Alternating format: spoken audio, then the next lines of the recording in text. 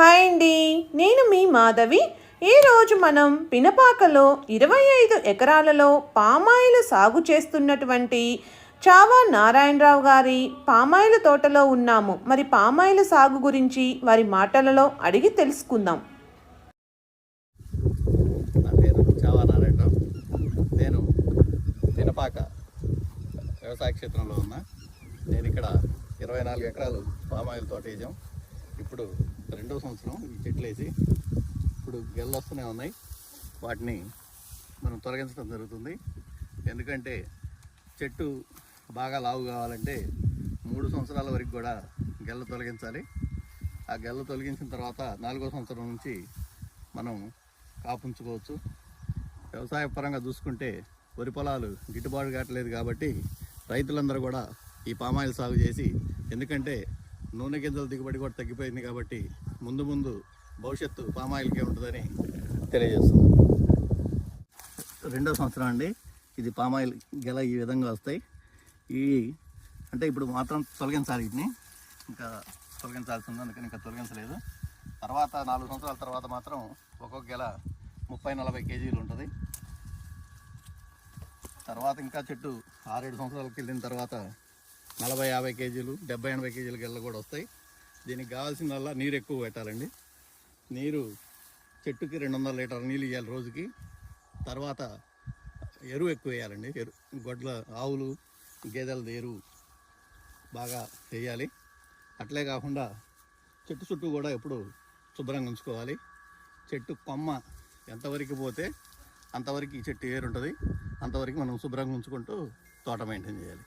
దీనికి ఫెర్టిలైజర్స్ ఏమైనా ఇస్తూ ఉంటారండి? ఆర్గానిక్ వేలోనే పండిస్తూ ఉంటారు? లేదు, ఫెర్టిలైజర్ కూడా ఇస్తాం. సూపరు, పొటాష్, యూరియా ఈ 3 కలిపి చెట్టుకు ఒక 2 kgs వరకు 3 నెలలకి 4 నెలలకు ఒకసారి అప్లై చేయడం జరుగుతుంది. దాంతోపాటు దీనికి రైతుకి అసలు చెప్పదగ్గది ఇంకొకటి కత్తెర పురుగు అని వస్తుందండి. ఆ పురుగు వస్తే చెట్టు మొగ్గొట్టేస్తుంది. దానికోసం మోనోక్రోటోపాస్ లేదంటే మన మిథైల్ గుళికలు ఇవి వాడటం జరుగుతుంది. అవి కూడా కంపల్సరీ 20 డేస్కి ఒకసారి అప్లై చేయాలి. చేయకపోతే కనుక చెట్టు ఒక రాత్రే చెట్టు మొత్తం కూడా పాడైపోవడం జరుగుతుంది. అంటే ఆకులు తినేస్తుందండి? ఆకులు కాదు, మొగి మెత్తగా ఉంటుంది కాబట్టి మొగిని కొట్టేస్తుంది. కాకపోతే మళ్ళీ వస్తుంది చెట్టు, కానీ దానివల్ల లేట్ అయిపోతూ ఉంటుంది. ఇప్పుడు ఈ చెట్టును చూసుకున్నట్టయితే ఇది మొగి ఒకసారి కొట్టిందండి. పురుగు కొట్టడం వల్ల ఈ చెట్టు ఒక పాటు దెబ్బతిన్నది. అయినా సరే మళ్ళీ మొగి వస్తూనే ఉంటుంది ఇట్లా.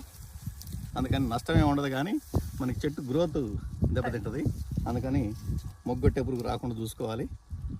అట్లనే దీనికి వాటర్ మాత్రం సఫిషియెంట్గా ఎప్పుడు కూడా తడారకుండా నీళ్ళు పెడుతూ ఉండాలి. సమ్మర్లో బాగా వాటర్ ఇవ్వాలి. వాటర్ సఫిషియెంట్గా ఉన్న ఏరియాలో మాత్రమే ఈ పంటను సాగు చేయాలి. ఓకే, మీరు ఆర్గానిక్ పద్ధతిలోనే ఎందుకు పెంచట్లేదు? మీరు ఫెర్టిలైజర్స్ ఎందుకు యూజ్ చేస్తున్నారు? పెంచలేమా ఆర్గానిక్ వేలో? ఆర్గానిక్లో కూడా చేయొచ్చు, కాకపోతే 5 ఎకరాలు 10 ఎకరాల లోపు వరకు అయితే ఎరువుతోనే మెయింటైన్ చేసి చెట్లు పెంచవచ్చు. కానీ మనం ఇంత ఒక 24-25 ఎకరాల తోట ఇది. దీనికి మొత్తం కూడా ఎరువు కావాలన్నా కూడా సఫిషియెంట్గా ఎరువు కూడా బయట కూడా దొరకట్లేదు.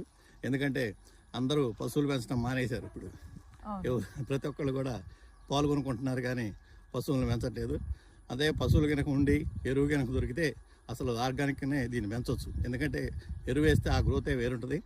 కానీ దొరకట్లేదు. దొరకపోవడం వలన నేను అక్కడికి ఖమ్మం గోశాల నుంచి టిప్పర్లతో దోలిచ్చి వేస్తాను. అయినా సరిపోవట్లేదు. అందువలన ఫెర్టిలైజర్ వాడాల్సి వస్తుంది. ఈ మొక్కకి ఇప్పుడు ఇది డ్రిప్ ఇరిగేషన్ ఏర్పాటు చేయడం జరిగింది. ఇట్లా డ్రిప్ పెట్టుకుంటే నీటి సౌకర్యం కొంచెం తక్కువ ఉన్నా కూడా డ్రిప్ ద్వారా అయితే తక్కువ నీళ్ళు పడతాయి. అదే పొలం అంతా తడిసి పెట్టాలంటే కొంచెం వాటర్ సఫిషియెంట్గా లేని దగ్గర ఇబ్బంది. అదే ఇట్లా డ్రిప్ పెట్టుకుంటే మనం ఒక రోజు పెట్టుకుంటే మళ్ళీ 2-3 రోజుల వరకు నీళ్ళు అడగదు. ఈ విధంగా డ్రిప్ ద్వారా నీటిని సప్లై చేయాలి. వీడియో నచ్చితే లైక్ చేయండి. ఇలాంటి మరెన్నో సరికొత్త వీడియోల కోసం ఛానల్ను సబ్స్క్రైబ్ చేయండి. ఈ వీడియో మీద మీ అభిప్రాయాన్ని కామెంట్ రూపంలో తెలియజేయండి. Thank you for watching.